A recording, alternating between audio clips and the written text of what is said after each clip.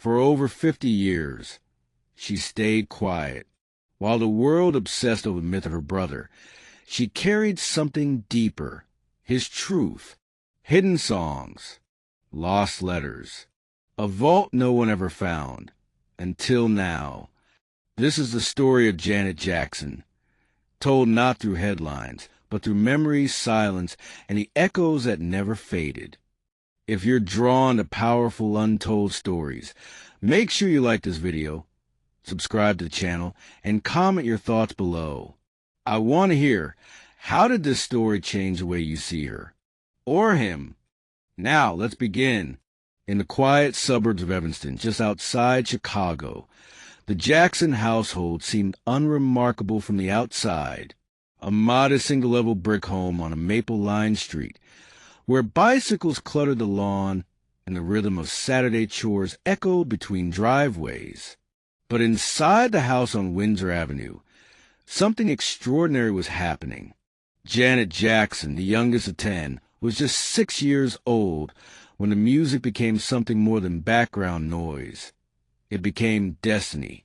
She remembers the early mornings, before the sun had crept past the trees, when she would lie awake listening to the muffled hum of a reel-to-reel tape deck playing in the attic. Michael was already rehearsing. Their father, Jerome Jackson, a retired Army officer turned postal clerk, had transformed their attic into a soundproof studio, where his children would perfect harmonies instead of sleeping in. Michael was 13 and already the local legend. He danced like shadows in candlelight and sang like someone older than pain itself. But Janet, small and wide-eyed, watched him with a quiet reverence. To her, he wasn't a star yet. He was her brother, the one who gave her graham crackers after school and called her Jetty Bird. It was their mother, Claudine, who grounded them. A stern woman with Baptist discipline and a love for Nina Simone, Claudine believed in two things: order and praise. She played vinyl records every Sunday while she cooked collard greens and cornbread, singing alongside them until the house smelled like home and sounded like a sanctuary. But even in those sweet moments, there were fractures. Their father ran the house like a barracks. Each child had duties, and mistakes were met with silence or sharp correction. Janet grew up watching Michael shoulder the brunt of it. Every misstep, every off note, every imperfection was corrected until it vanished.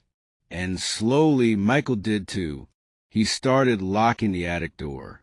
At night, Janet would stand outside it, pressing her ear to the wood, hearing rhythms no child should be able to imagine. She'd whisper, "Let me in, Mikey. I want to hear it." He never answered. As she grew, so did the divide. The attic became a cathedral, and Michael its secret priest. Janet's world, once filled with brotherly hugs and stolen cookies, became a place of polite nods and distant smiles.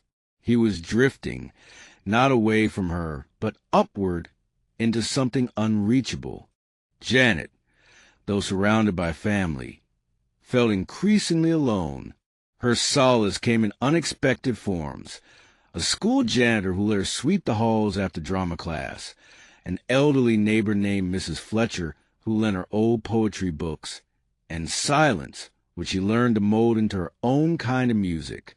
By the time she was 12, Janet stopped waiting outside the attic door. She had begun building her own. Chapter 2: Secrets in the Attic Studio. It was the first real snowfall that winter. Janet, now 14, slipped out of bed wrapped in a flannel robe and wool socks, her breath misting in the hallway as she tiptoed toward the attic door.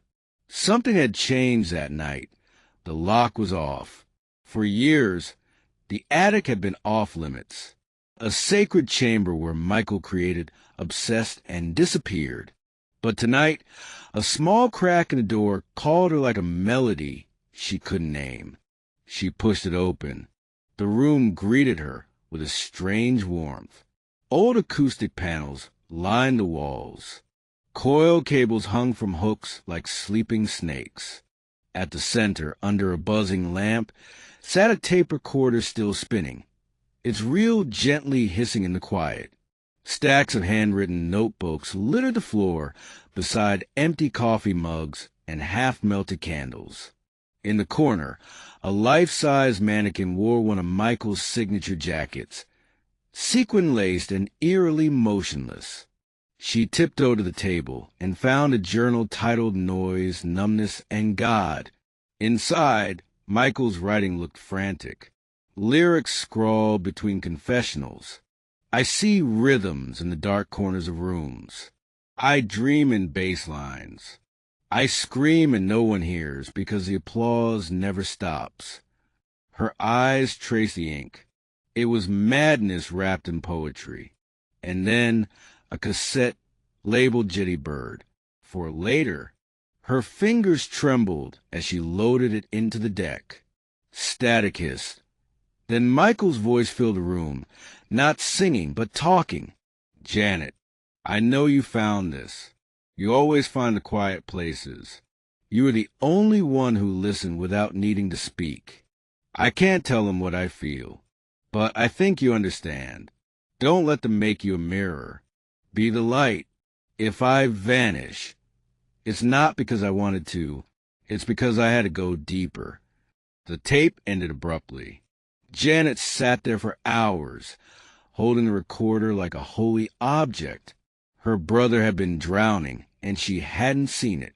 Or maybe she had, and just didn't know how to reach him. That night, Janet didn't cry. She stayed until sunrise, flipping through pages of lyrics, sketches, and broken letters. Michael had built an empire on stage, but this attic was where his soul lived. She left the door open behind her, and from that day forward, Janet stopped being a bystander to her brother's myth. She would carry what he left behind, not the fame, not the spectacle, but the echo. The news came not through a television, not from a phone, but through the sudden silence that fell across the garden of St. Benoit Monastery in southern France.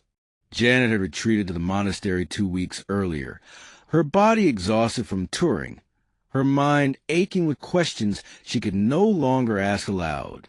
St. Benoit was built into the side of a limestone cliff, with its bell tower rising above the river like a sentinel of stillness. The monks did not speak. Neither did she. It was Father Matthias who approached her under the olive trees. He did not say a word. He simply handed her a folded parchment, a translated news bulletin. His hand trembled slightly as he let it go. Michael Jackson dead at 50. The olive she had been picking slipped from her fingers. She felt her knees give way, but she did not fall.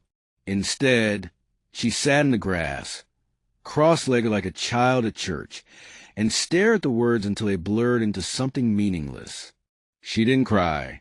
She didn't scream. Instead, she walked to chapel. Alone. Inside, she knelt on the cold stone floor. Her breath echoed under the vaulted ceiling. The incense had long since burned out, but the scent lingered like memory. "Is it over now?" she whispered to no one.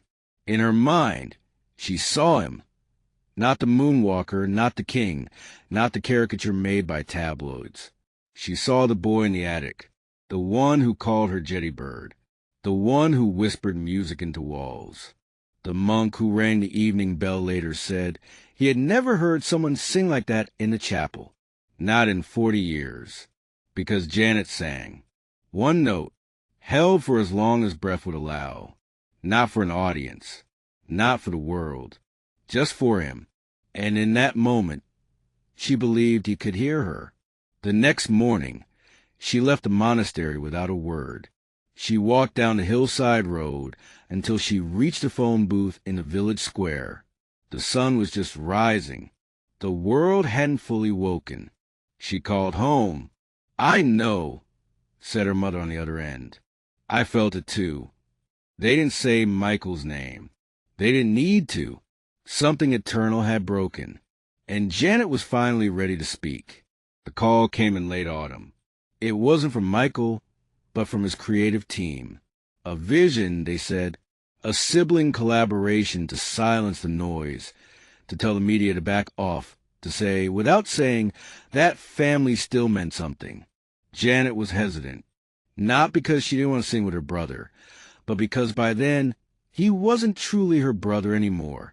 He was a monument built on top of the boy she had known. And monuments didn't speak, they loomed.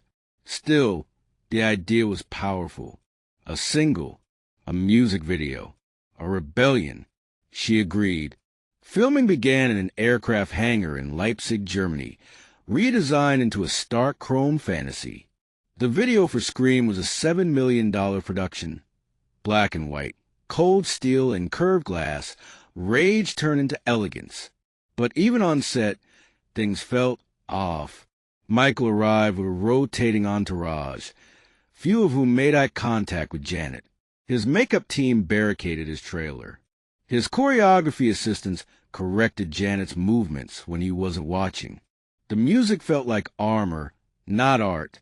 She confronted one of the producers. "Are you trying to pit us against each other?" she asked. The man smiled too long before replying. "No, Miss Jackson. We're trying to capture the magic." She laughed bitterly. Magic doesn't need manipulation.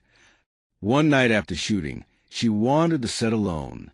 The artificial moonlight shimmered off the faux glass walls. She found a monitor playing a looped cut of the day's footage. In it, Michael danced beside her, but not with her. Their eyes never met. Their movements were symmetrical but disconnected, like satellites in the same orbit, but too far to collide. She remembered the attic, the tape labeled Jetty Bird. The message, "Don't let them make you a mirror."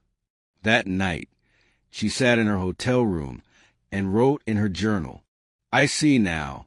This isn't a duet. It's a broadcast from opposite islands, and the ocean between us is fame." Still, Scream was released. It climbed charts. Critics called it revolutionary. But to Janet, it was a requiem.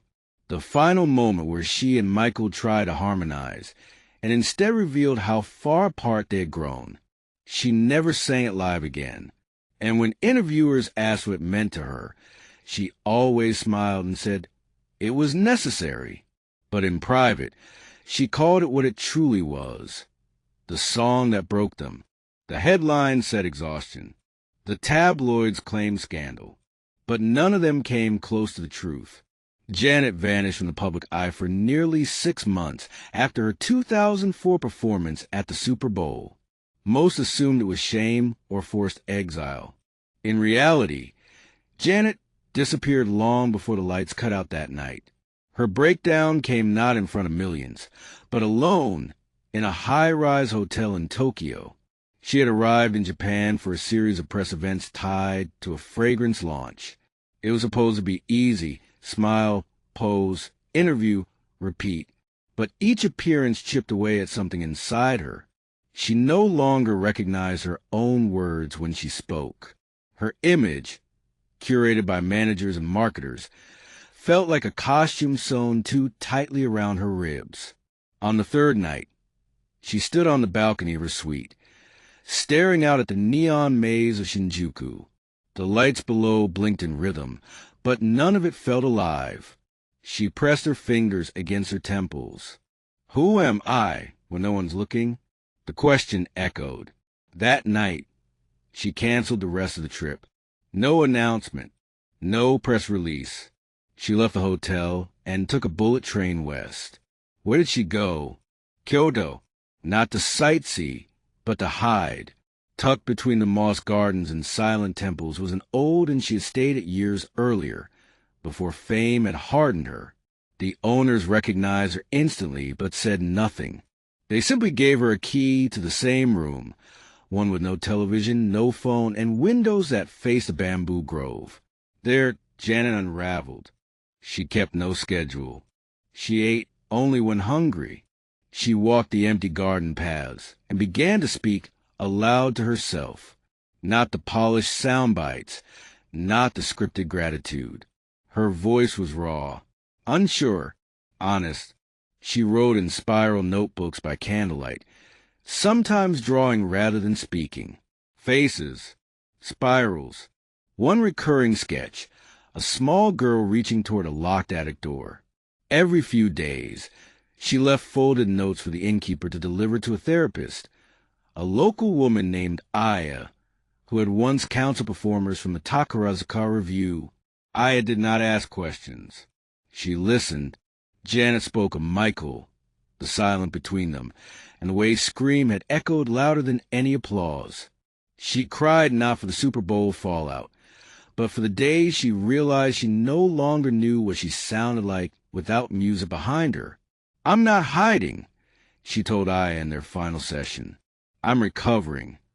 It took 51 days before she touched her phone. She didn't call anyone. She played a voicemail left by her mother 3 weeks earlier. "Jetty Bird, we're praying for you. Come home when you're ready. But know this, you were never the one who needed to apologize." The next morning, Janet boarded a flight back to the States. She wore no makeup, no entourage, and when the cameras returned, she smiled the way someone does when they've learned to carry pain. Quietly, not because it disappears, but because it's no longer in control. She never told the full truth about her disappearance. Until now. It was 1995, and Janet was in Rio de Janeiro. She had just completed the final concert of her Rhythm Nation World Tour. Sweat still clung to her skin. The crowd's chants echoed in her skull like phantom thunder. But backstage, she felt nothing. She sat on the floor of her dressing room, legs tucked beneath her, hands folded in her lap.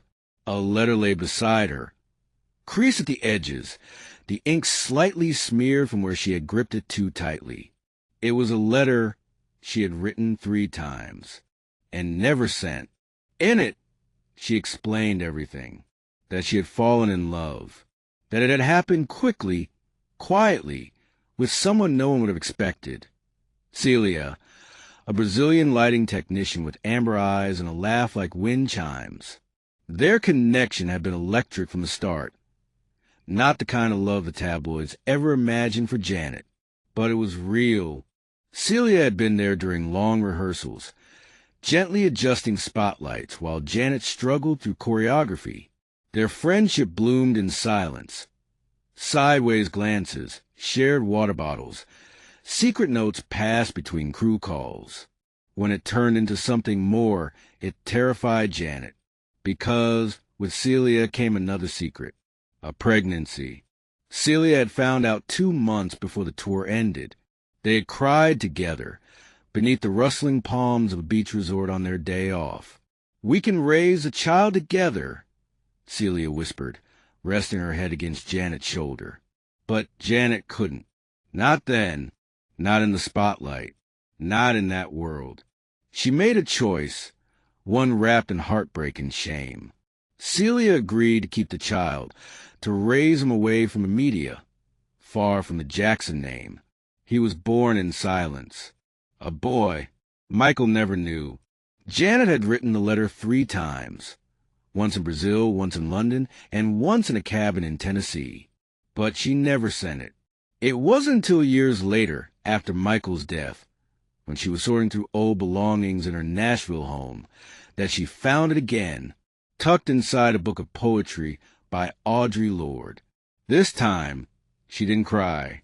She drove to a post office, not to mail the letter, but to send something else, a package, inside a gold locket, engraved on the back, for the child we chose to protect. She addressed it to a modest house in Salvador, Bahia. A woman named Celia opened it 2 weeks later, and in her kitchen, a teenage boy with warm skin and a dancer's frame turned the locket in his palm. He didn't ask questions. He just nodded. In interviews, Janet still doesn't speak of that time. The press knows nothing. But in private, her journal holds a single entry beneath the date. She found the letter again. Some truths are so sacred, they require silence to survive. He never knew, but somehow I think he understood. The first message came on a Tuesday. It was left on Janet's landline at her ranch in Ojai, California. The timestamp read 3:13 a.m. The caller ID was blank. All it said was, "They're watching me.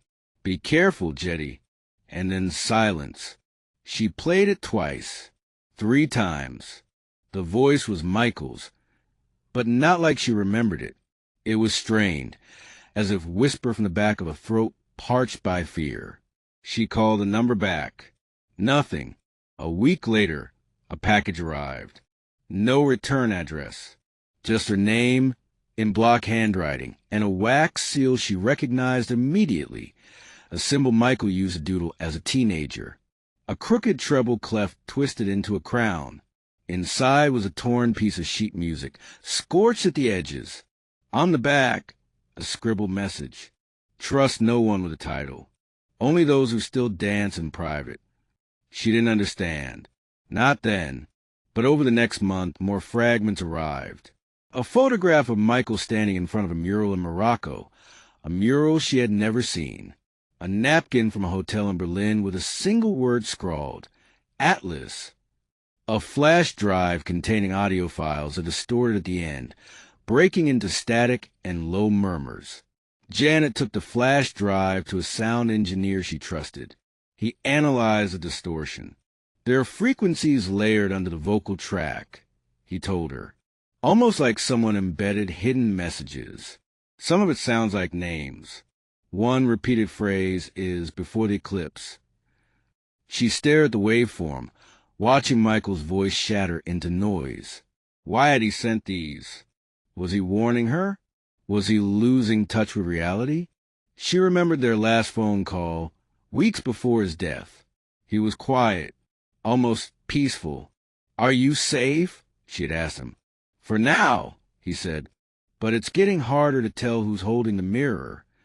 Janet wrote that line in her notebook and circled it 3 times. She began compiling the fragments into a binder labeled Signals. Over the next year, she added everything: the strange voicemails, the music staves with nonsensical notations, a postcard from an island that didn't exist on any map. Even now, she doesn't know what to make of it all. But she believes this. Michael saw something coming. Maybe not death, but betrayal, theft, silence. He had always spoken in riddles when he was afraid. And the closer he got to the end, the more cryptic those riddles became. Janet never told the press. She didn't show the binder to family, but she kept it close, because part of her believes he left her a key. And one day, she may still find the door was meant to unlock. The official story of Michael Jackson's death is clinical. Cardiac arrest caused by a lethal dose of propofol, administered by Dr. Conrad Murray, documented, dissected, and ruled. But Janet has always struggled to believe that version. Not because of denial, because of the dream. It happened the night before the news broke. She had fallen asleep on the couch in her Ojai ranch, the television still playing reruns of an old black and white concert. She remembers a flicker of static, the scent of lavender from the oil diffuser still warm on the counter. And then she was somewhere else. A room, familiar but not. Dim lighting. Floor-to-ceiling windows, white drapes moving though no wind. Michael stood near the piano in the corner, barefoot, wearing a white tunic she'd never seen before. He wasn't looking at her. He was looking at the moon. He turned only once to speak.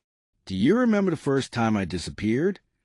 She didn't know what he meant, but in the dream, she nodded. "They think this is about endings," he said, "but it's not. It's about slipping through." She tried to move toward him, but her feet wouldn't respond. "Don't look for me in the noise," he said. "Find me in the spaces between." Then he vanished. When she woke, the television was still on, but the air felt different. Heavy, too still. The phone rang 10 minutes later. The rest of the day came like a flood. The press conferences, the helicopters over UCLA, the stunned faces of fans gathered outside the hospital gates, family members holding each other like survivors of a storm that hadn't stopped. But Janet kept hearing his voice, slipping through. Weeks later, she was given access to Michael's bedroom, not the crime scene, not the hospital, the real room. It wasn't what she expected. The bed was made. The air smelled faintly of sandalwood and citrus. On the nightstand sat a candle burned nearly to the base, a book of Rumi poems, an unopened letter with her name on it. Inside, "Jetty, don't believe what they make you say. Say only what you remember, what we lived, what no one else ever saw. I trust you. You always listen between the notes." No mention of medicine, no fear, no final goodbye, just trust. Years later, Janet still doesn't know what really happened in those final hours, but she holds on to one truth. Michael didn't die surrounded by machines and silence. He left through a doorway she still doesn't understand, a place only he could find, and he left her just enough to follow. The first call came just days after Michael's funeral. A major label executive, masked in condolences but hungry for access, pitched an idea, a tribute album. You and your brothers. We'll do it tasteful, elegant, controlled. Janet hung up before the pitch ended. She didn't need their packaging. They hadn't cared when he was alive. Why start now? Then came the press offers, exclusive interviews, teary retrospectives, all asking the same thing. What was it like to be Michael's sister? As if her existence could be boiled down to proximity. She declined them all, but the pressure didn't stop. Her label wanted to come back to her. Her agent wanted her on morning television. One studio offered a documentary deal that promised full creative control. It was all noise, and Janet was done with noise. She disappeared again, not to Paris, not to Kyoto, but to a small recording studio in Asheville, North Carolina, one that used analog equipment, reel-to-reel tapes, and no digital backing. She sat alone with her longtime engineer, Devin Hart. No auto-tune, she said. No layering. Just me. For weeks, she recorded without playback. Raw vocals. Imperfect takes. She wrote songs about Michael, but never named him. She sang in half-whispers. She beat out rhythms with her hands instead of a drum machine. Devin called it her ghost album. But it never released, because halfway through mixing, the label sent a cease directive. They claimed breach of contract. They claimed it was unmarketable. Janet walked into their Los Angeles office alone. No lawyer, no publicist. She set a copy of the masters on the table. You can keep them. I'll make something they'll never own. Then she left. That was the moment the industry changed. Not for them, for her. She began funding underground art collectives under an alias. She commissioned short films by unknown directors in Spain and Lagos. She launched a private mentorship fund for female producers and composers, all anonymous. Her rebellion wasn't loud. It was deliberate, measured, rooted in the one lesson Michael taught her that mattered. The real work isn't seen. It's felt. To this day, no one knows what became of that ghost album. Devin insists he destroyed the final tapes per her request. But sometimes, on quiet nights, snippets appear online. A haunting melody. A single lyric looped over vinyl hiss. I'm not the echo. I'm the space between. And the world remembers that Janet Jackson never needed the machine, because she was never part of it. She was always dancing just beyond its reach. Just chipped paint on warped wood, sagging pews, and a rusted iron bell that hadn't rung in 50 years. It sat 3 miles outside Natchez, Mississippi, buried in the woods in memory. A local preservationist once called it the last gospel ghost house in the Delta. But for Janet, it was something else. It was where Michael stored the pieces of himself he never shared. They had found a place together in 1993 during a road trip taken on impulse. No cameras, no entourage, just two siblings in a rented Chrysler chasing silence. They had driven to the back roads for hours before Michael spotted the building. "Pull over," he said. "There's something in there." Inside, they found old hymnals, broken tambourines, and sunlight leaking through stained glass like spill paint. Michael had asked the caretaker, an elderly man named Brother Elijah, if he could rent the back room. No one would know. No one would come. Elijah agreed. He never asked why. Over the years, Michael transformed that back room into a vault, not one filled with security and steel, but with music, stories, journals, cassettes marked only with dates, pages of sketches, half-written lullabies, and one locked chest. After his death, Janet didn't return immediately. It wasn't until a decade later, during a quiet winter, that she found the courage to walk through those wooden doors again. The church was leaning with age, but still standing. The vault remained. Inside, she found everything untouched, as if Michael had stepped out for air and never returned. She sat cross-legged on the floor and listened. Tape after tape. Unfinished songs about flight, gravity, shadows that sing.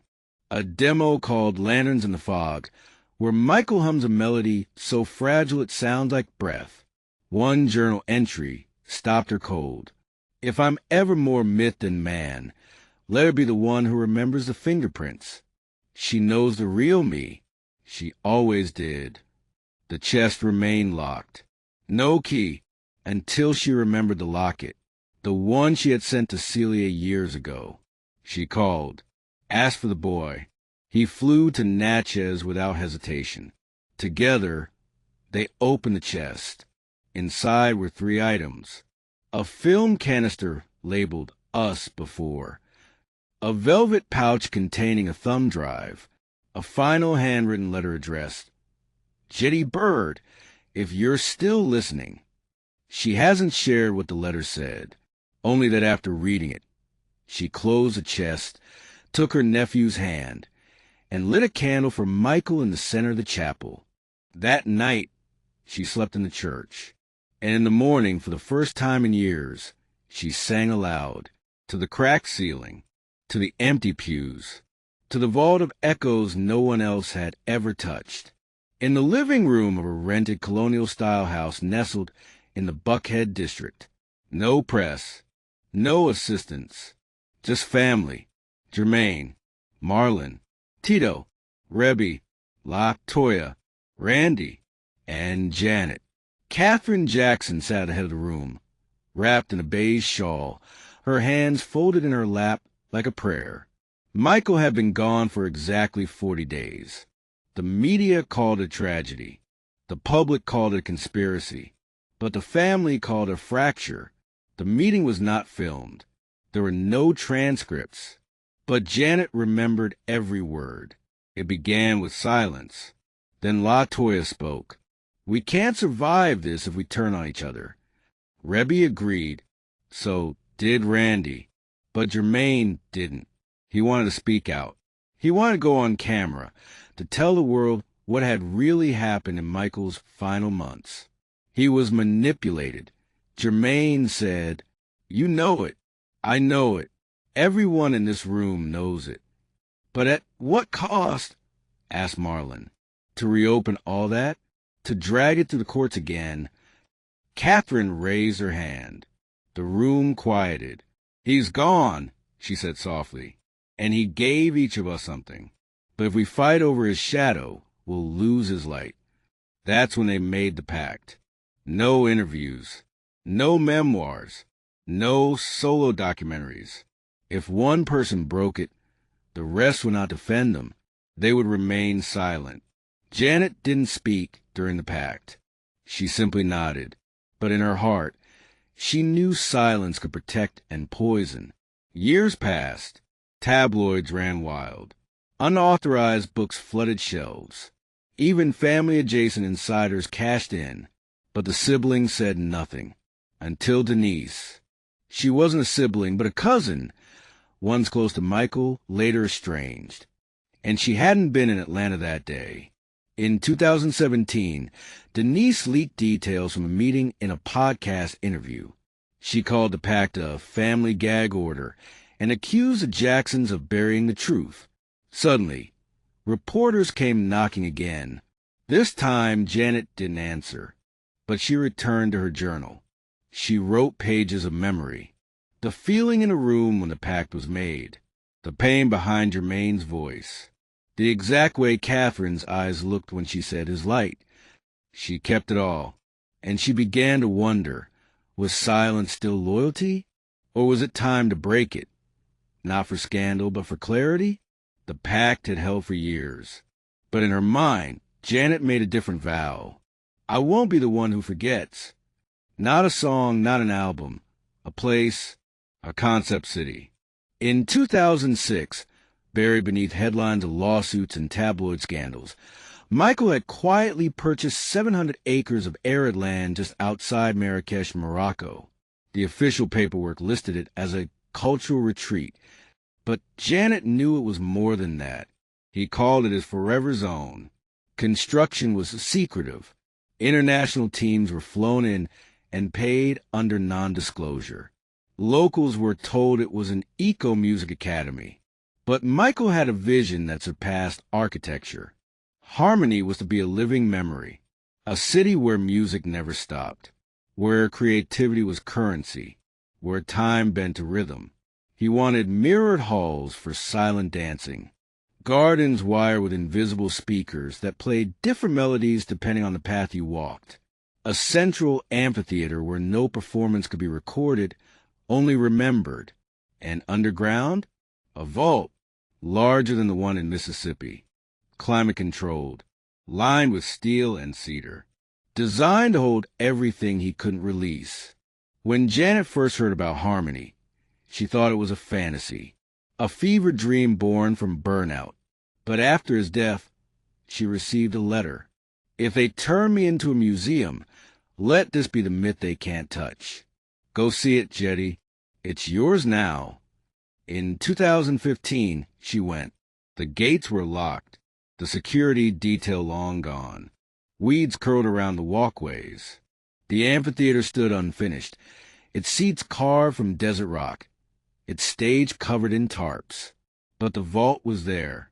It had no keypad, no lock, just a single phrase engraved above the entrance. Only the unrecorded survives.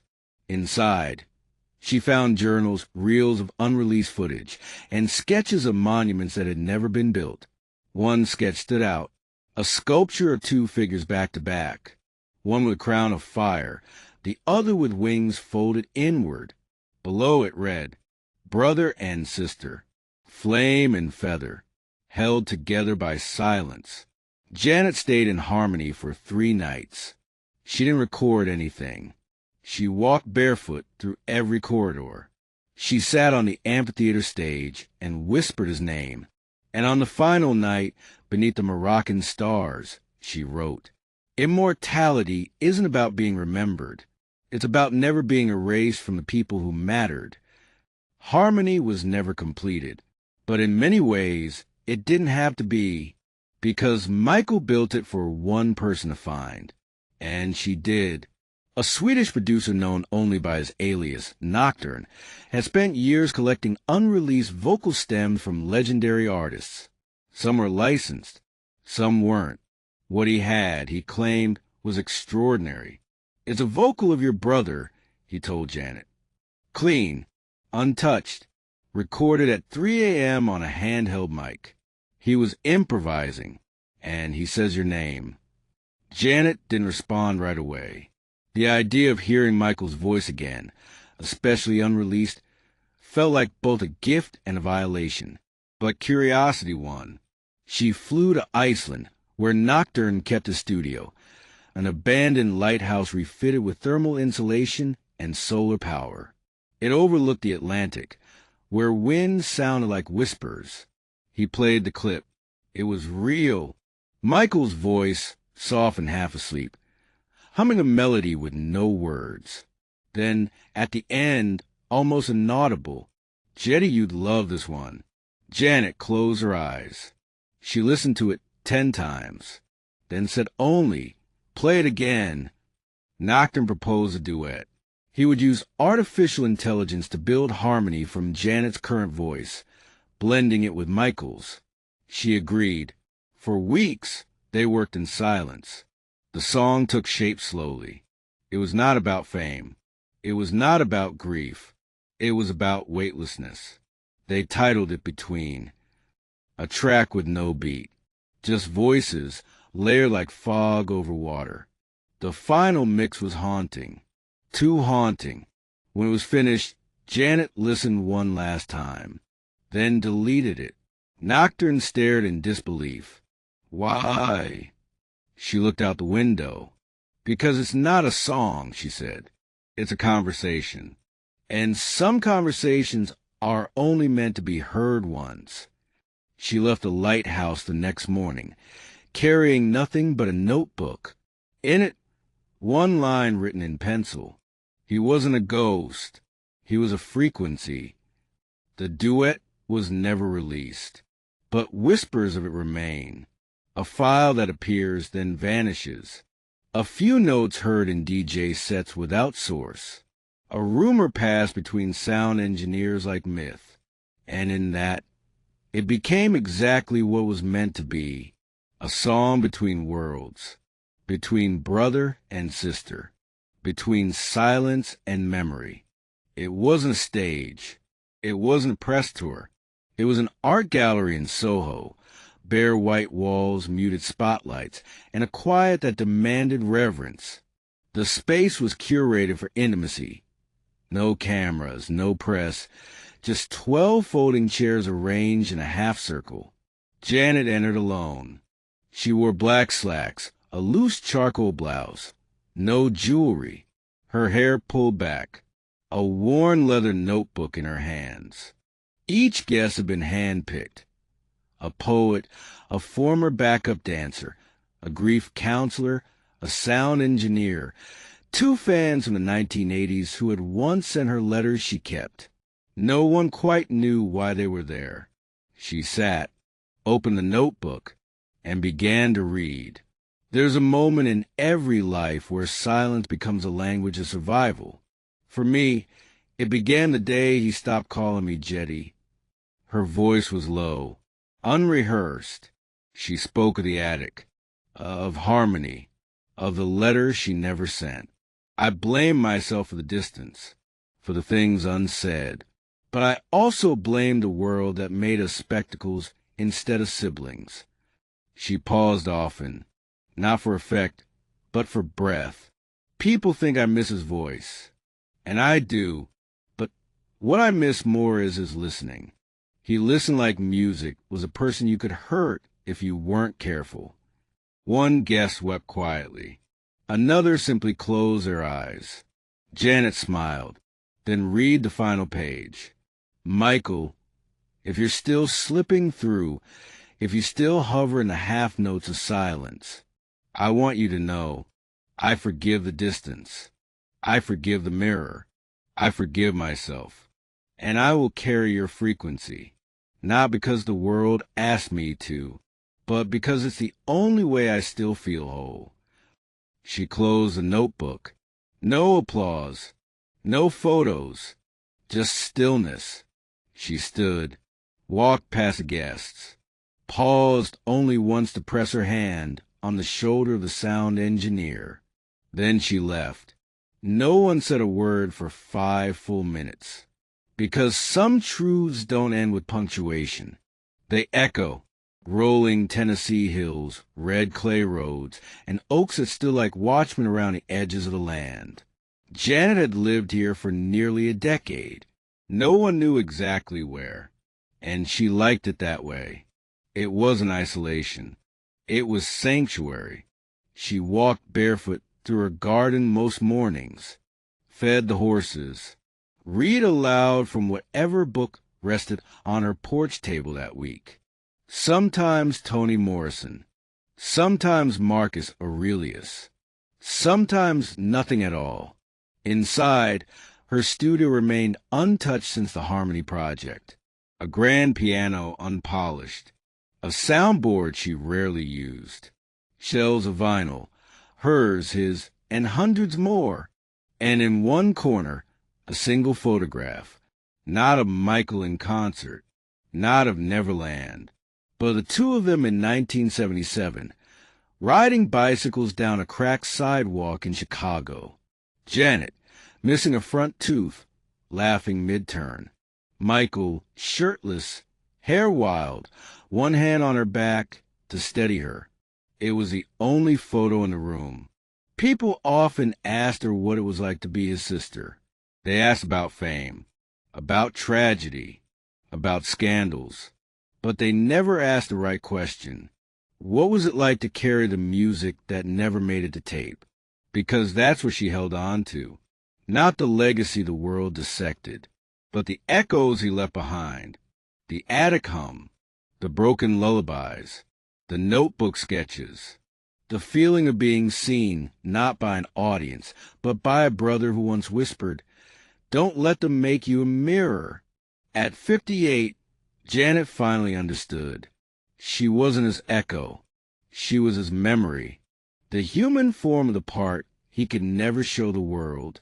She poured coffee that morning, stepped outside, watched Miss crawl across the valley, and said aloud, "I wasn't just a sister. I was the part of him that survived."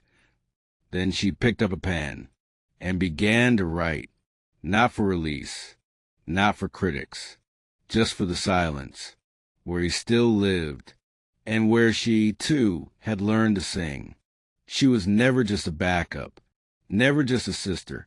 Janet Jackson carried the weight of a legacy in silence, not for applause, not for pity, but because some truths are too sacred to sell.